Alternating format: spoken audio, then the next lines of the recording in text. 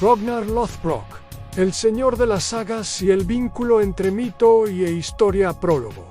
Entre la leyenda y la costa, hay figuras que viven dos vidas. La Kyu-o-Kario, pobre en detalles, sujeta a fechas y barro, y la que la memoria modela, grande y repetida, hasta convertirla en argumento fundacional. Ragnar Lothbrok pertenece a ese doble reino. En las sagas nórdicas, en las crónicas anglosajonas y en la imaginación posterior, es el rey que saqueó, sedujo y provocó imperios. En las arenas del pasado real, su perfil se disuelve.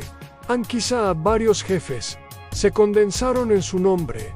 Quizá fue un caudillo local que alcanzó notoriedad. Sea cual fuere la verdad última, la figura de Ragnar actúa como bisagra. Nos permite leer el paso de bandas costeras a expediciones organizadas, la transformación de la violencia en política internacional y la manera en que la memoria guerrera forjó identidades. Esta crónica mira deliberadamente esa doble faz, sigue la trayectoria del Hero símbolo y examina lo que su mito nos dice sobre el mundo que lo produjo. Y el origen del mito en genealogía, nombres y la madeja legendaria.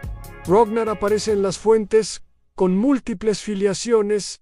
Unos le dan linaje real, otros lo muestran como hijo de campesinos elevados por la espada. En la saga su figura se mezcla con la de héroes míticos. Habrá cerveza de escudos, bodas aventureras y nietos con nombres que cargan destinos.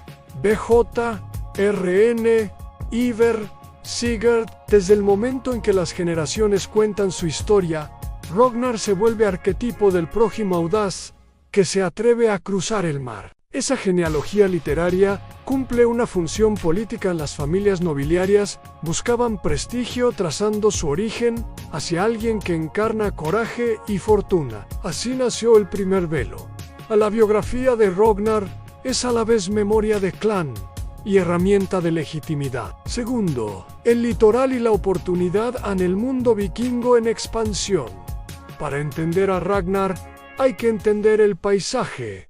Costas recortadas, fiordos que permiten guarecer naves, islas próximas donde comprar redes y hierro, mercados en Berka, Hedeby o Dublín ávidos de pieles, esclavos y plata. A finales del siglo VIII y durante el IX, la presión demográfica, la tecnología naval Drakkar y Keien Arar y la demanda europea por bienes y mano de obra convirtieron a los jefes costeros en actores internacionales. Ragnar simboliza al hombre que detectó esa oportunidad, no solo saquear, sino proyectar fuerza, formar ligas de guerreros y negociar con príncipes. Su fama es, en buena medida, la fama de un tiempo en que la costa dejó de ser límite y se hizo avenida. Tercero, de incursiones a campañas a la técnica del mar como política. Las sagas narran a Ragnar comandando largas expediciones,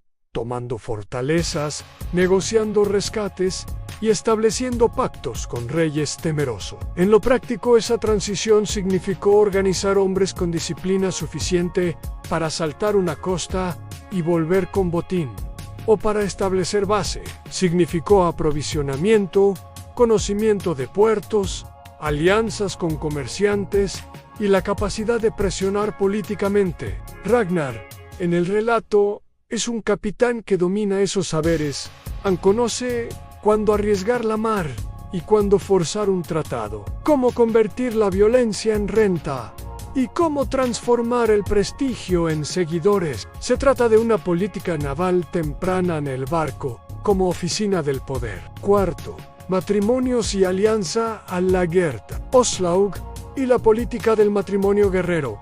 El ciclo legendario nos regala episodios que sintetizan la política matrimonial de la época. Ragnar se presenta ligado a figuras femeninas extraordinarias: la Gerta, la guerrera, Oslaug, la profetisa, que no son simples acompañantes, sino actores políticos. Los matrimonios aquí cumplen funciones estratégicas al asegurar lealtades locales, absorber redes familiares, incorporar seguidores y reproducir prestigio. Las sagas dramatizan esas uniones. En la práctica, la alianza matrimonial era recurso para consolidar señoríos y abrir frentes de influencia. En la biografía de Ragnar se lee, por tanto, la manera en que la política vikinga articulaba violencia y parentesco. V. Paris. York y las costas de Occidente en asaltos que se vuelven historia. Las fuentes atribuyen a Ragnar incursiones memorables, entre ellas ataques a Inglaterra y a Francia, con episodios célebres como el asedio de París. Aunque los relatos exageran, reflejan una realidad. A los vikingos penetraron el corazón de la Europa carolingia y de los reinos anglosajones, asestando golpes que obligaron a responder con fortificaciones, armadas fluviales y cambios de política. Si Ragnar figura como rostro de esas campañas, es porque encarna la capacidad destructiva y la audacia estratégica de las bandas nórdicas. Más allá del botín, el impacto fue institucional. A los reyes franceses debieron pagar Danegeld. Los señores anglosajones reorganizaron defensas y surgieron figuras como Harold y Alfred que rehacerían la política insular en respuesta. Rescates y la economía de la violencia. Una constante en las sagas y en las fuentes contemporáneas es que la violencia tiene precio. Los prisioneros valen dinero. Las ciudades pagan rescates. Los tributos compran treguas. Ragnar en la leyenda es maestro de esa economía. Toma rehén, exige rescate, negocia treguas ventajosas. Ese rasgo es parte del cambio. Los jefes nórdicos aprendieron que la violencia organizada es rentable, mientras exista una red que permita transformar sangre en moneda. Así se fue tejiendo una relación compleja entre violencia, comercio y política, que transformó la periferia en actor relevante en la geopolítica europea. Séptimo, la captura y la caída, la fábula de la serpiente y la voz de la venganza. El episodio que más marcó la tradición fue la captura de Ragnar por un rey inglés, con frecuencia identificado en las sagas y crónicas como Ela de Northumbria y la sentencia que lo condujo a una muerte digna de mito. Según la versión, fue lanzado a un pozo de serpientes, donde recitó versos desaforados antes de expirar. Esa imagen dramática y simbólica no es solo relato macabro, es lección política. La agonía convierte al caudillo en mártir y alimenta la memoria de venganza. La muerte de Ragnar, sea o no histórica, nutrió la legitimidad de sus hijos para emprender la empresa que los cronistas registran, como la invasión del gran ejército pagano, Great Heathen Army, una expedición colectiva que trazó la revancha y la conquista a gran escala. Octavo, los hijos como política de sucesión. Aníbar, BJ, RN, Sigurd. La saga no deja lugar al azar. Los hijos de Ragnar. Ivar el Desuesado, Björn Ironside, Sigurd Ojo de Serpiente, Ubba y otros emergen como instrumentos de venganza y como continuadores de un proyecto ambicioso. Históricamente, la aparición del llamado Gran Ejército en 865 y la campaña subsiguiente que puso en jaque a reinos anglosajones sugieren una coordinación inédita. No simples pondas, sino fuerzas capaces de ocupar territorios, fundar asentamientos y negociar estados. Si los relatos los asocian como hijos de Ragnar, es porque el mito funciona como pegamento nun, genealogía que justifica la cooperación y legitima la conversión de venganza en política territorial. Noveno, de la incursión al asentamiento en la invención de nuevas formas de poder. La sucesión política al legado de Ragnar muestra un cambio profundo. Los vikingos dejaron el ciclo rotacional saqueo ratorada para instalarse. Comerciar y integrar. En Inglaterra y en las islas, la presencia nórdica se volvió demográfica y política en condados sometidos al derecho nórdico, ciudades mixtas y élites híbridas. Ragnar, en el imaginario, es el precursor de esa mutación en el que abrió rutas, creó famas y generó estructuras de continuidad. El paso del guerrero saqueador al señor territorial se volvió paso civilizatorio, con consecuencias duraderas, desde lenguas hasta leyes, en las regiones ocupadas. Historicidad y función del mito. ¿Por qué Ragnar importa hoy?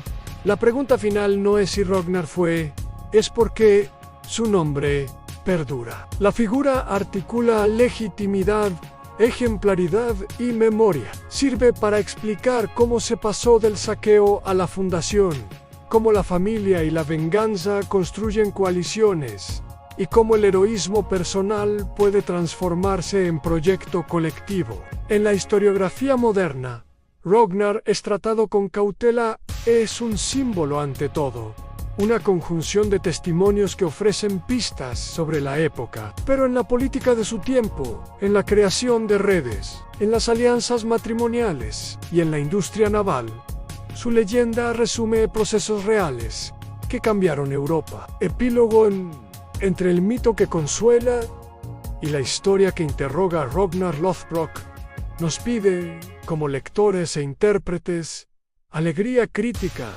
Su vida legendaria alimenta narrativas de identidad. Su huella política señala transiciones materiales y militares de gran alcance. La fuerza de su mito radica en que logra explicar transformaciones múltiples con una sola figura, en el capitán que, por su audacia y fortuna, convirtió la playa en avenida política, pero también obliga a mirar la historia con prudencia.